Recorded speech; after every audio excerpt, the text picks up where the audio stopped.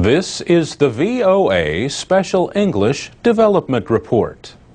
The United Nations held a World Summit on Food Security in November.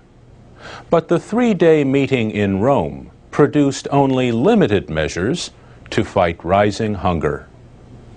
The UN World Food Program says more than 1 billion people, 1 in 6 worldwide, do not get enough food to be healthy. The troubled world economy is not the only cause of recent increases.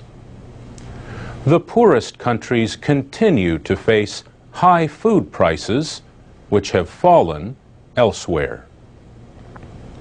The UN Food and Agriculture Organization says more than 30 nations continue to need emergency food assistance. Secretary General Ban Ki-moon said, "The food crisis has forced millions of families into poverty and hunger." He said 6 million children die of hunger every year. And he warned that food security is closely connected to the issue of climate change. He said, "At a time when the global population is growing, our global climate is changing. By 2050, we will need to grow 70% more food. Yet weather is becoming more extreme and unpredictable." The delegates in Rome promised to continue efforts to reduce by half the number of hungry people by 2015.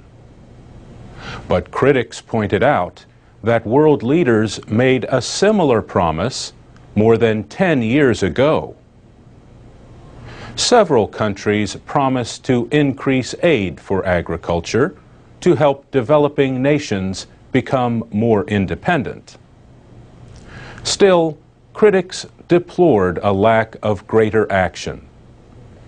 Leaders from more than 60 countries were in Rome, but Italian Prime Minister Silvio Berlusconi was the only leader from a major industrial nation in the group of 8.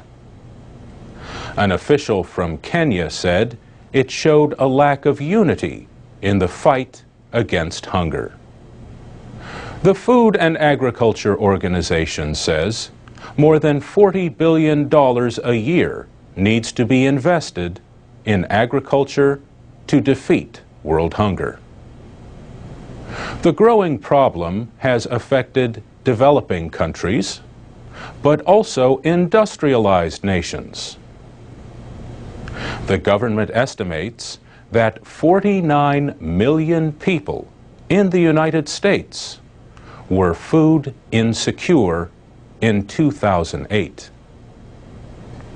That means their households, at some time during the year, had difficulty providing enough food for all members because of a lack of resources.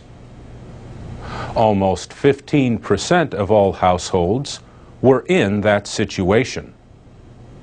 And the Agriculture Department says the numbers may be even higher in 2009.